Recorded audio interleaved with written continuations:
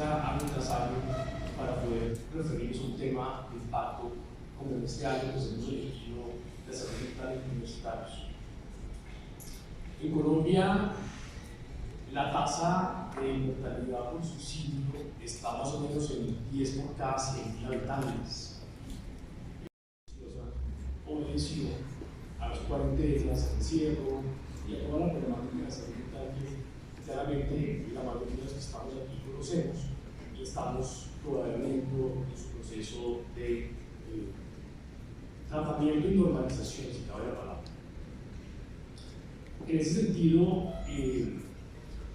está muy claro que tanto la prevención y la promoción de la salud mental, la prevención de condiciones de depresión, de ansiedad y, por consecuencia, conductas autolesivas, no es una responsabilidad exclusiva de médicos o de psicólogos o de talento humano en salud mental, sino que termina siendo casi un mandato colectivo, ético y moral. Y uno se preocupa con todos estos datos sin ser un profesional de la salud y sin estar, digamos, inmerso en el mundo de la salud mental. Y recurro a estos pocos ejemplos para mostrar que la salud mental es noticia y está en los medios. Y lamentablemente la noticia pareciera que no es buena. Al parecer la noticia es mala porque parece que estamos perdiendo la salud mental, justamente. Específicamente de la salud mental de los universitarios colombianos no es tarea fácil, ¿listo? Entonces creo que podemos de alguna manera mirar como una aproximación epidemiológica de lo que está ocurriendo, y para ello voy a utilizar también, digamos, el Informe Mundial de Salud Mental que se presenta el año pasado por parte de la Organización Mundial de la Salud. Para ello yo creo que miremos un panorama general y vamos haciendo como una aproximación a la población universitaria. En el Informe Mundial, básicamente, el año pasado, la OMS nos presenta estos datos. Nos dice, por ejemplo, que 1 de cada 8 personas en el mundo sufren de algún trastorno de salud mental. Que los más prevalentes, los problemas más prevalentes, vienen siendo la depresión y la ansiedad. Pero además entonces empieza a hacer otras aproximaciones en relación, por ejemplo, de que 700.000 personas se suicidan cada el fin de semana pasado, el domingo. Entonces estábamos conmemorando el Día Mundial de la Prevención del Suicidio y desafortunadamente siguen siendo datos muy desafortunados. Que la salud mental es la principal causa de años perdidos por discapacidad, ya no lo mencionaban ahorita. Digamos que dato para tener muy en cuenta, que 1 de cada 200.000 personas presentan esquizofrenia. Y este dato pues es interesante en relación a que las personas que presentan esta condición tienen una expectativa de vida de 10 a 20 años menos. También digamos que es interesante ver que a pesar de las altas prevalencias y las altas problemáticas de salud mental, menos del 2% del presupuesto en salud va dirigido a atención en salud mental. Vamos a encontrar en la población cerca de un psiquiatra por cada 200.000 habitantes. Este es dato del Informe Mundial de Salud Mental. En Colombia los datos son más desafortunados. En Colombia hay departamentos en donde desafortunadamente no encontramos un solo psiquiatra. Lo encontramos en la hoja para habilitar los centros de servicios de salud, pero en la práctica no los hay. En Chocó tenemos un psiquiatra, ya ansiedad, y cerca del 36% reporta haber experimentado alguna sintomatología de depresión. Cuando miramos en Colombia, insisto, no tenemos datos oficiales, digamos, tenemos la Encuesta Nacional de Salud Mental del año 2015, pero no nos da, digamos, que una caracterización específica de los estudiantes universitarios, ¿sí? Pero igualmente hay algunas investigaciones académicas que hacen una aproximación, básicamente nos muestran saltos halcones o promedios a esto, muy similares, es decir, unas prevalencias muy elevadas, o sea, son prevalencias demasiado elevadas. Ahora, analizarla para que desde las instituciones de básica, primaria y bachillerato existan estas políticas 2. Poder apoyar a los cuidadores para que presten atención afectuosa y humanizada. No basta simplemente con tener el área de bienestar universitario, no basta simplemente con tener el psicólogo o al psiquiatra de la institución universitaria, sino que estos profesionales que están brindando esta atención, brinden una atención humanizada. Porque de nada sirve el conocimiento técnico si yo no tengo la capacidad básicamente de tratarte bien y ser empático contigo. 3. Programas universitarios que incluyan intervenciones, es decir, acciones de promoción de la salud mental y también prevención del uso de sustancias psicoactivas, en las que tengo un enfoque de derechos humanos, eso es esencial. Todo programa tiene que tener un enfoque de derechos humanos en el cual no se aumente el estigma, sino básicamente que se reduzca. Y claramente mejorar la calidad de los entornos de las comunidades y los espacios digitales. Ahora, para ir cerrando ya mi idea, bien, básicamente yo creo que otra de las ideas de cierre que nos da el Informe Mundial de Salud Mental es los factores que ponen en riesgo la salud mental vienen de dónde, insisto, o de la familia, o de la comunidad, o factores estructurales, o provienen de múltiples partes, razón por la cual la salud mental no se puede limitar a los hospitales. Pues que los factores de riesgo de la salud mental no provienen solo de los hospitales, provienen de muchos lados. Si los factores de riesgo de la salud mental provienen de la familia, la salud mental entonces debe empezar a potencializar en la familia. Si los factores de riesgo provienen de la comunidad, pues la salud mental debe empezar a potencializar en la comunidad. Si hay factores de riesgo en la universidad, pues debe potencializarse en la universidad. Es decir, la salud mental, la promoción de salud mental es una tarea de todas y de todos. Y piénsenlo de la siguiente manera. Ya con esto cierro, seguro que sí. Y es cierto. ¿Cuántas veces cada una de las personas que está sentada acá ha sido un factor de riesgo de la salud mental de otra persona? ¿Cuántas veces hemos sido actores de riesgo de la salud mental de otro ser humano? ¿Qué tal si empezamos a trabajar para convertirnos? Ahí digamos como de arras, que es una generación un poco perdida. Nadie habla de esa generación, yo creo que somos como aburriditos, ¿cierto?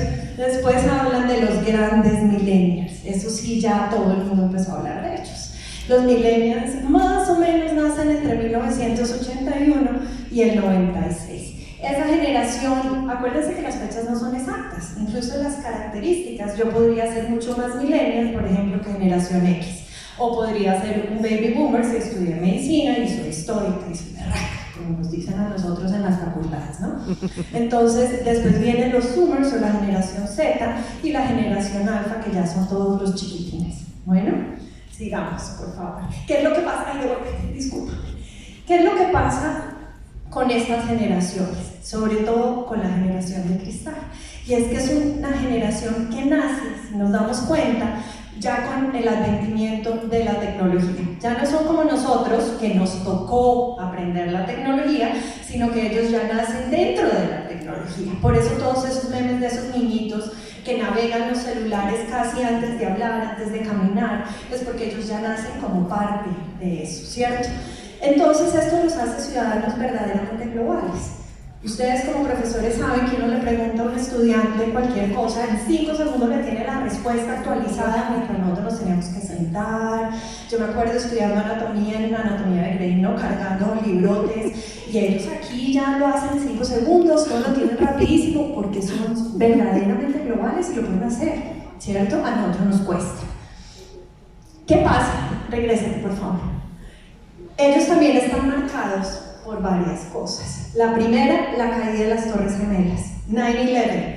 9/11, hace poquito, hace bastante, pero eso nos empieza, caída de las Torres Gemelas, la gran pandemia. Por supuesto que vivimos una pandemia, pero ellos la viven durante un periodo muy largo de su vida. Es diferente a nosotros vivir 4 años cuando somos cuchitos, a ellos que están mucho más jóvenes y 4 años representa un porcentaje grande de su vida. Bueno, lo segundo, la tercera, la guerra en Rusia, ¿verdad? Acuérdense ese día, yo me acuerdo una vez con un paciente, apenas habían dicho que iban a soltar una bomba nuclear y sentarse y decirme, mira, yo no sé ni para qué no estamos aquí reunidos. O sea, si el mundo va a acabar, y yo pues sí, el mundo va a acabar, pero acabemos un poquito más felicitos, por lo menos, no tan miserables. Pero ¿cómo sé si el mundo se va a acabar, Juanita? Yo creo que nadie sabe. No sabemos nada. De concreto, los que no nos movemos, los que nos sentimos, los que no nos importa. Entonces ellos tienen que venir precisamente a mostrarnos lo nuevo. O yo les diría otra que no se ve mucho, y es la generación aplanadora. ¿Cuál es la generación aplanadora?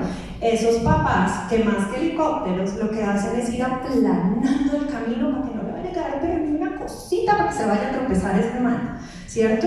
Entonces no les enseñamos, dicen que no tienen resiliencia, pero si no les enseñamos, si no les enseñamos a pararse, si no les enseñamos que son capaces de hacer mucho más de lo que muchas veces todos creemos que son capaces. Bueno, entonces la respuesta también es hacia nosotros, se nos devuelve a lo que hemos hecho y hemos dejado de hacer. Siguiente. Bueno, aquí empieza una pregunta. ¿Qué significa crecer? Adolecer con C significa causar dolencia. Entonces, aunque creamos que la adolescencia duele tanto y nos haga sufrir tanto, realmente viene de la palabra crecer. Siguiente. Esto es un renacuajo. Pues, más o menos, sí.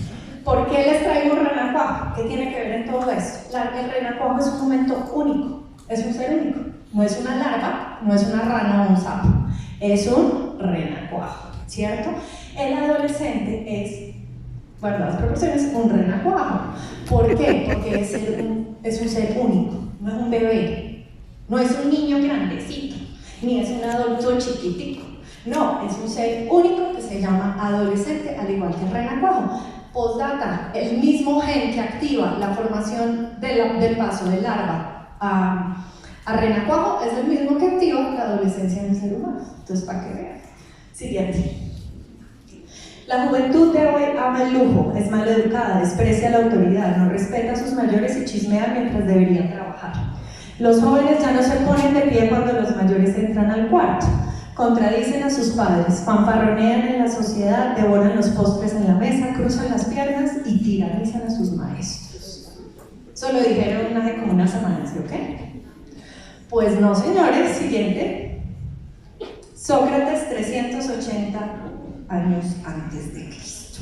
O sea, la adolescencia nos asusta, nos da miedo, nos parece tremenda, desde más o menos la humanidad. Siguiente. ¿A qué se debe esto? Lo primero es que se nos olvida que fuimos adolescentes. Yo les echo siempre a los papás de mis cursos esta idea, y es que yo tengo una abuela, paisa, entonces ya se imaginarán, tiene 10 hijos, ¿cierto? Y yo en mi primer embarazo, primer trimestre, esos que uno quiere, como, mejor dicho, en serio en que me metí, yo le decía, no puedo creer que usted tenga 10 hijos, o sea, 10 embarazos, 10 partos, ¿usted está loca o qué? Y ella, mijita, es que eso se le va a olvidar, ya la veré con el siguiente. Y así es, la adolescencia nos olvida. ¿Por qué? Porque es traumática, yo no sé, hay una cosa evolutiva, pero tenemos que acordarnos de nuestra adolescencia para poder trabajar con nuestros adolescentes. Y esto que da miedo, da aprensión, da rechazo, y sobre todo nos da una sensación de desesperanza y desempoderamiento. Lo que hay que hacer, que es muy bonito, es que ellos, el mayor refuerzo positivo para cualquiera de nosotros, los seres humanos, es el vínculo. Y ustedes, ¿cierto?, tienen el potencial como profesores universitarios de ser un vínculo diferente a los que ellos habían construido previamente. Entonces están buscando por fuera nuevos vínculos, sean ustedes ese vínculo que puede reforzar positivamente a sus estudiantes.